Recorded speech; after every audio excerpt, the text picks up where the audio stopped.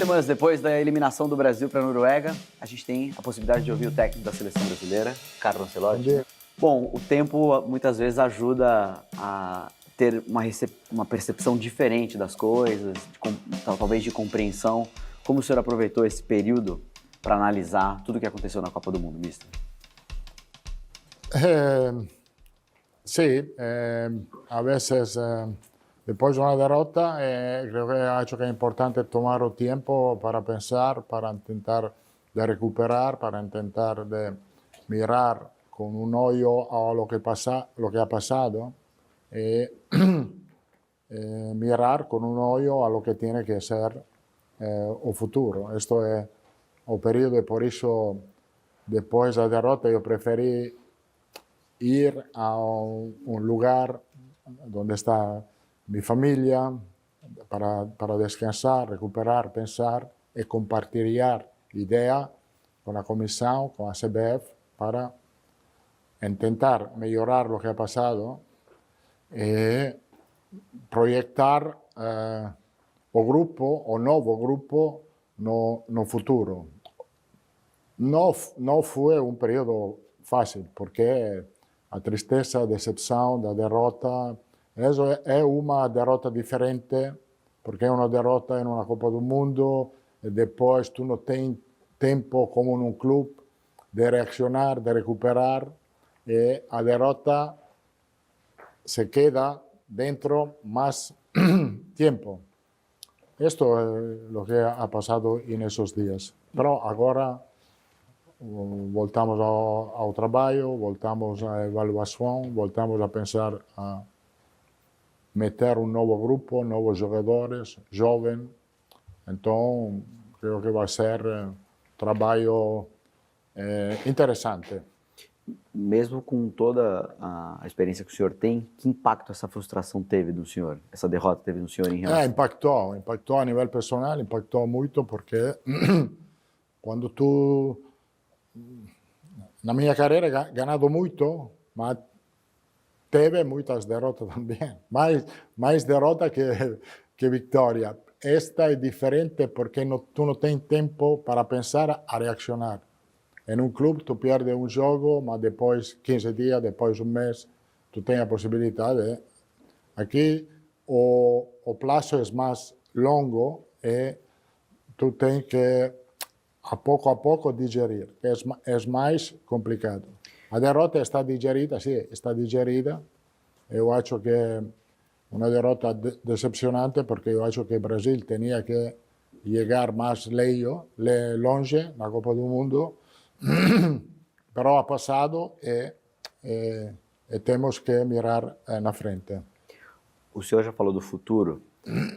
Que renovação o torcedor pode esperar na seleção brasileira? Eu acho que com essa Copa do Mundo termina uma geração de jogadores muito importante, começando por Neymar, passando por Danilo, Casemiro, todos esses jogadores que na Copa do Mundo estavam sobre os 30 anos, e fazer mapeio dos novos jogadores que podem entrar, não digo na próxima Copa do Mundo de 2030, mas possam já ser competitivos para o primeiro objetivo, que é a Copa América em 2028. Temos que ter uma conexão muito forte com a Sub-20, que tem que preparar a Olimpíada. Então, e aí podem sair jogadores para a próxima Copa do Mundo. Em relação a esses três nomes que o senhor citou, são jogadores que nem para amistosos o senhor conta mais. O ciclo deles se encerra na seleção brasileira. Eu acho que temos que aproveitar nos amistosos que vamos a ter no próximo período, no próximo ano, dos novos jogadores que conhecemos menos, que temos que evaluar bem, escolher bem o talento e depois acompanhá-lo até, obviamente com a ajuda dos clubes, porque é inevitável que o jogador jovem passe muito tempo com os clubes, mas eu acho que é necessário acompanhar esta progressão juntos com os clubes. Para esse novo ciclo, a percepção do trabalho tem uma diferença, porque vocês vão carregar a derrota de 2026, né, de 3 semanas atrás. Isso vai gerar uma pressão que vocês não tinham. A seleção brasileira vinha pressionada, mas o senhor trouxe muita credibilidade e, de certa forma, blindou o grupo nesse último ano. Essa pressão, o que aconteceu na Copa do Mundo, quanto isso pode dificultar esse processo de renovação? Eu acho que é um processo diferente porque aqui temos 4 anos, coisa que tivemos que fazer muitas coisas no primeiro ano, tendo em conta também que tivemos 8 lesões entre março e junho, que mudou um pouco a estrutura que tivemos do equipe. Então, a verdade é que sempre vamos a ter pressão, mas eu acho que é uma pressão diluída no tempo. O primeiro objetivo não vai ser a Copa do Mundo 2030, o primeiro objetivo é a Copa América, onde tentaremos ganhar a Copa América em 2028. E depois desse um ano de trabalho, na opinião do senhor, qual que é o maior problema da seleção brasileira, né? O que talvez falte para o time brigar por títulos? Eu acho que a equipe tem que ter um estilo baseado sobre as características dos jogadores. A verdade é que, a vezes, tu pode receber crítica porque o time não teve menos posse que a Noruega, não? Mas a estrutura, as características dos jogadores não é de jogar um jogo de posse. Porque quando tu tens na frente jogadores como Vinícius, como Endrick, como Estevão, como Rafinha, não é que tu tens que fazer um jogo de posse, tu tens que fazer mais um jogo vertical. Então, o estilo é baseado sobre as características dos jogadores. Se saem jogadores novos, se sai um meio-campista com muita qualidade, obviamente se pode jogar mais jogo de posse. Essa é uma pergunta que eu gostaria de fazer para o senhor. Se nesse trabalho, junto com a Sub-20 e também de análise dos jovens jogadores a partir de agora, o senhor tem um objetivo específico em relação a meio-campistas, porque fica evidente que a seleção brasileira não tem jogadores de cadência, de armação. Exatamente assim. Temos que mirar a progressão dos novos meio-campistas. Eu creio que aí eu acho que estamos muito bem cobertos na frente para o futuro, muito bem coberto atrás. Temos que buscar, encontrar meio-campistas de nível. Em relação aos goleiros, o senhor levou 3 goleiros muito experientes, que já com a idade também elevada. Encerra o ciclo dos três goleiros? Eu acho que temos que mirar a novos goleiros. E há novos goleiros. Há goleiros jovens que estão jogando no Campeonato Brasileiro, que temos que mirar a eles, tendo em conta das qualidades que sigue tendo Alisson, sigue tendo Ederson. A ideia é de fazer uma avaliação muito atenta aos novos goleiros. Mas isso parte do princípio que esses jogadores não serão mais convocados? Eu não vou dizer que vou mudar todos os 26. Alguns jogadores importantes que podem seguir com a linha de trabalho, como pode ser o capitão, Marquinhos, para fazer um nome.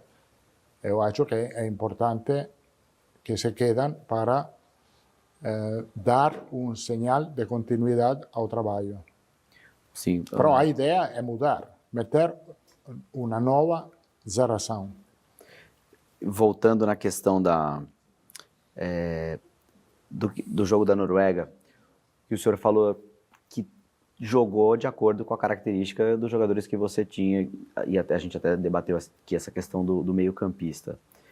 Mas o fato do Brasil ter tido 30% de posse de bola, um pouco mais, isso, quando terminou a partida, o senhor acha que é aceitável que a seleção brasileira tenha 30% de posse de bola quando enfrenta um adversário que, teoricamente, não tem as mesmas armas que a seleção brasileira?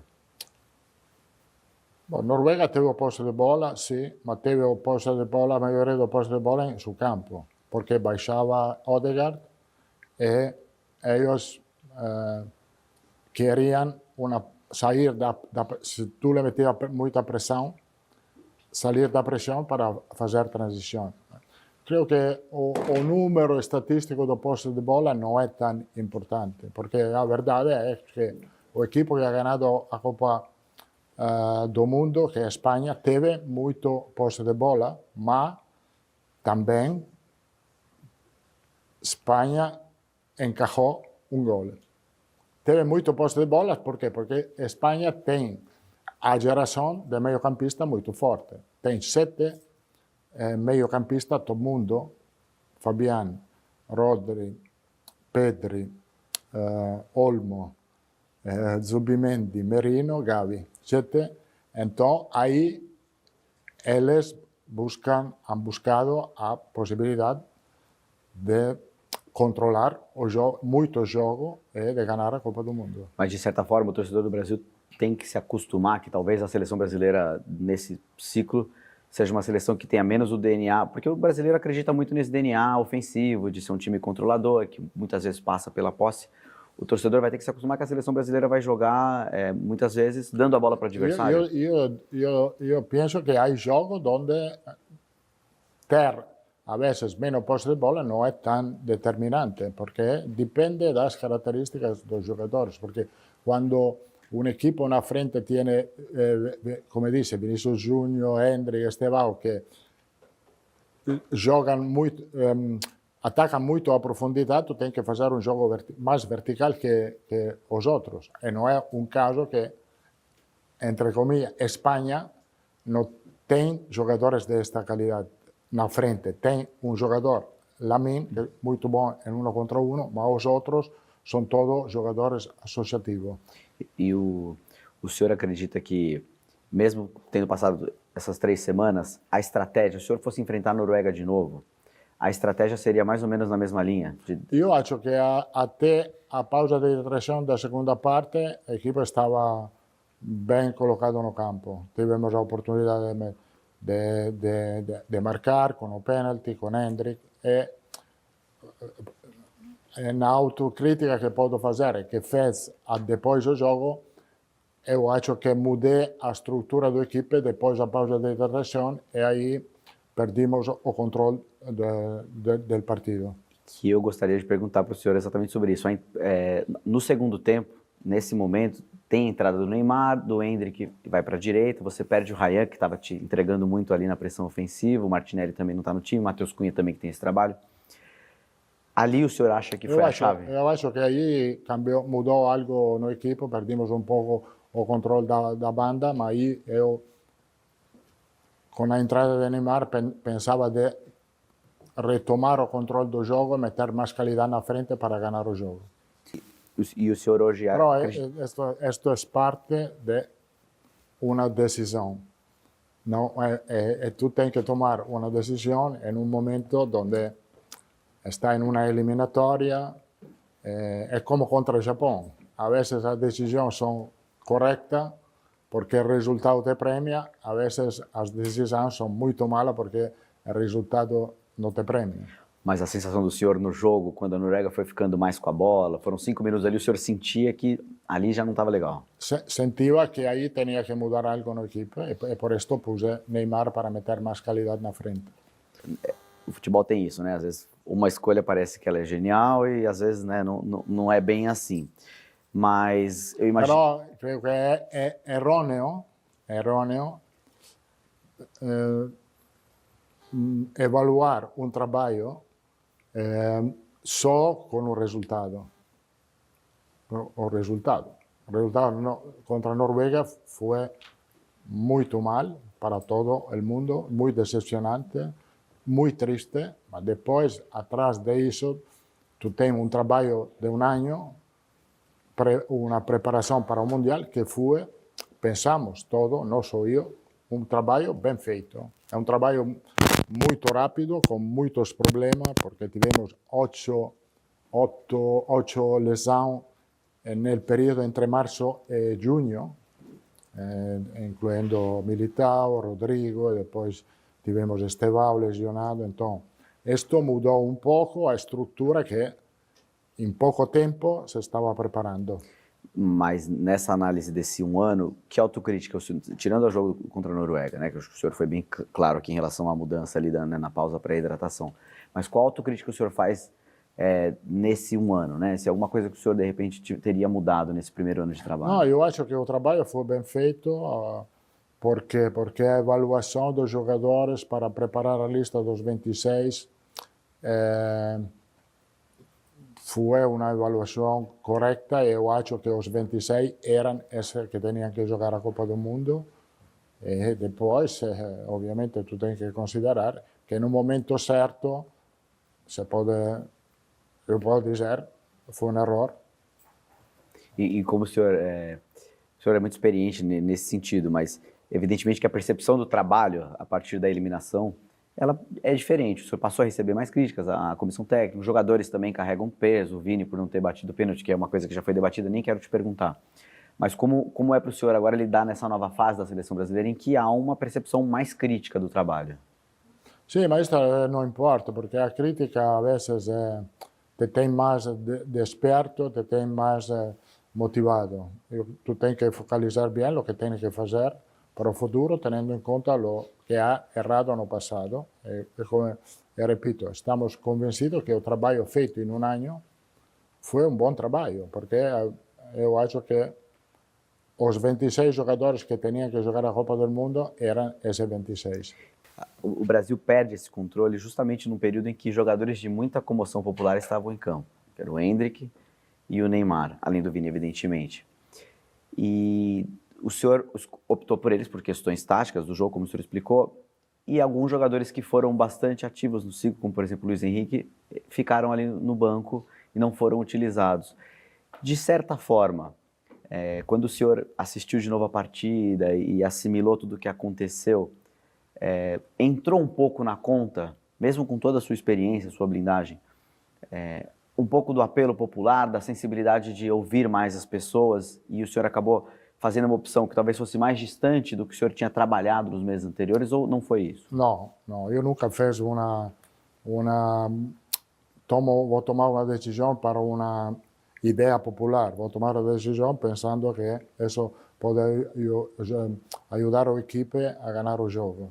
Mas acabou sendo uma triste coincidência, digamos assim. Não, acabou sendo uma decepção, esto tu tens que a veces considerarlo como meu trabalho. A veces não sempre podem sair as coisas como queres. Aproveitando do Luiz Henrique, eu não gostaria de ficar pontuando muito porque um outro jogador não jogou, mas ele foi um atleta que teve um papel importante quando o senhor chegou, em algumas partidas ele foi relevante, Sim. Ele acabou tendo poucos minutos na Copa. Eu acho que ele vai ter, é um jogador jovem que vai ter futuro na seleção, mas ele é um jogador muito específico. É o feito que o dia que seleciona Neymar e que podia escolher entre Luiz Henrique e Ryan, puse Ryan e Ryan fez muito bem no jogo contra Haiti, no jogo contra a Escócia e também no jogo contra o Japão. Então, ele teve menos possibilidade de ter minutos.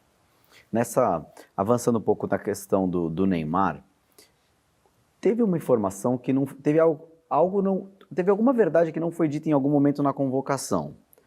Ou o Santos disse que o jogador, a gente tem isso gravado, registrado pelas nossas equipes, dizendo que o jogador estava em condições de treinar no dia 27 de maio. E quando ele chega à seleção brasileira, ele faz exame e fica praticamente 30 dias sem poder trabalhar em campo. Como foi para o senhor lidar com isso? Foi uma pena, porque Neymar não podia ter a possibilidade de estar preparado como os outros. Podia chegar, mas nunca pensamos de trocar Neymar por esto, porque Neymar podia chegar a estar bem como estava bem no partido contra a Noruega. Mas o senhor não achou que isso pode ter sido um prejuízo, de repente, em detrimento de outro jogador que estaria 100% e poderia ser usado desde o primeiro jogo? Sim, pero quando tivemos comunicado dos Santos, o problema era dos Santos até o dia 27. Quando ele chega o dia 27, depois os exames, não podia estar listo para o primeiro jogo, mas podia estar listo como esteve listo para a Copa do Mundo.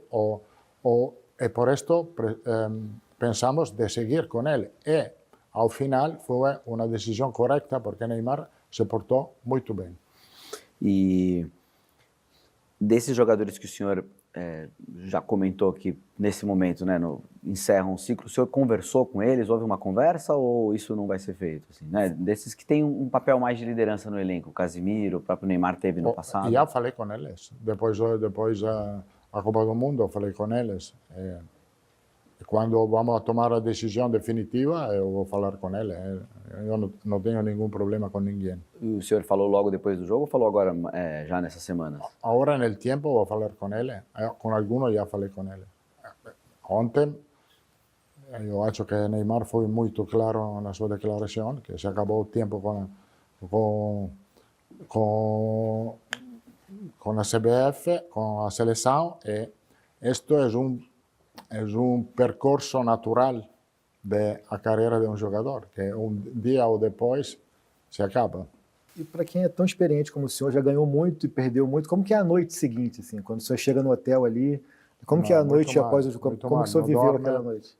Não dorme, e por isso eu acho que nesse momento de dificuldade de pensamento, eu prefiro estar com minha família, com as pessoas mais cercanas de ti, que te podem ajudar a superar mais rápido um momento de dificuldade. É porque não tem assim, não tem uma forma, não tem um certo ou errado, né? Aqui questionou-se muito o fato do elenco dos jogadores apenas o Danilo ter voltado no avião da CBF, mas o senhor entende que faz parte do processo individual na hora da dor? A parte que os jogadores é diferente. Quando tu perdes uma Copa do Mundo, não temos a obrigação, não podemos forçar um jogador a voltar, porque quando no momento que tu perdes a Copa do Mundo, o jogador é o clube que tem direito, não é a seleção que tem direito. Então não se podia forçar o jogador. Eu podia voltar a Rio, mas preferi, a nível pessoal,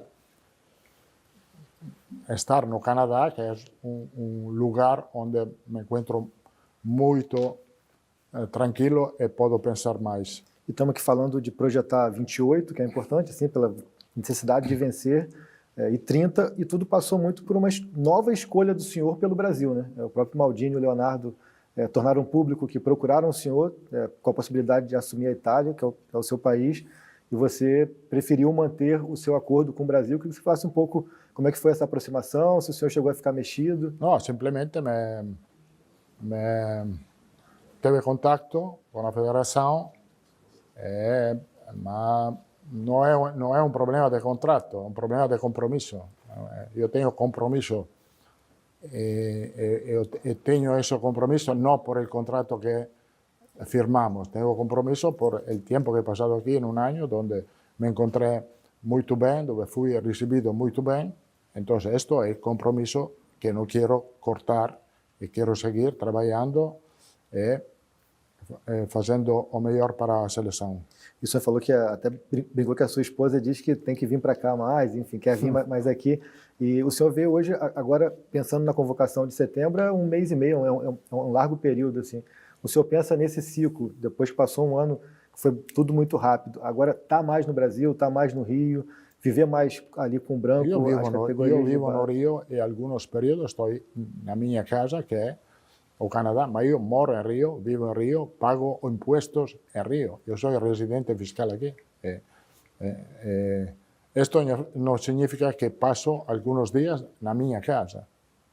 Então, aproveitando nesse período de um ano já como carioca, assim, o que da vida do carioca? Esquece a CBF, esquece o futebol, o que da vida do carioca que o Carlos já... Eu gostei muito do Rio, gostei muito do carnaval, muitas coisas do Rio. He passado em muitos lugares, fui a Trancoso, fui a Salvador de Bahia, todos lugares fantásticos. Eu adoro este país.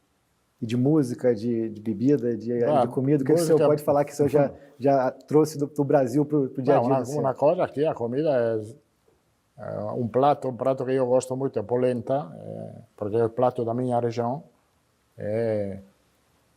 Os italianos que chegaram aqui levaram esta tradição, que é a polenta, que é um prato que eu gosto muito. E o senhor falou também agora, voltando para o futebol, da questão de a gente criar novos meio-campistas, enfim, uma série de fatores que aqui a gente debate muito, mais do que o resultado, porque é até muito cruel a gente falar só de 90 minutos contra a Noruega ou de 5 jogos numa Copa do Mundo, a estrutura do futebol brasileiro como um todo. Desde a formação, a gente virou um país muito exportador, então acaba que a gente muitas vezes a base está preocupada, até porque os clubes demandam questão financeira, formar jogadores mais com características europeias, por isso a gente muitas vezes, um meia criativo vira um extremo, enfim. Como que o senhor pretende também ajudar nessa leitura um pouco mais da estrutura do futebol brasileiro, porque a gente cobra do senhor um futebol mais conectado com o jogo bonito do Brasil, mas a gente mesmo está desconectado dessa formação de jogadores com essa característica. Né? Sim, a verdade é que a formação, eu acho que o Brasil sempre vai formar talentos, e depois a formação do talento, tu tem que acompanhá-lo, o ideal seria, obviamente, que jogadores de talento se quedem aqui um pouco mais, jovens, que possam jogar, que possam progressar mais rápido de lo que podem fazer em Europa quando não tem espaço para jogar todos os jogos. Isto é bastante normal. Mas nesta formação do talento, tu tens que ter uma conexão importante com o clube, porque é o clube que forma o talento. A seleção pode ajudar na formação, obviamente, mas em conexão com o clube. Isto é fundamental. Queremos, para o futuro, abrir mais relação com os clubes para a formação de novos talentos. E, neste aspecto, é óbvio que no último período,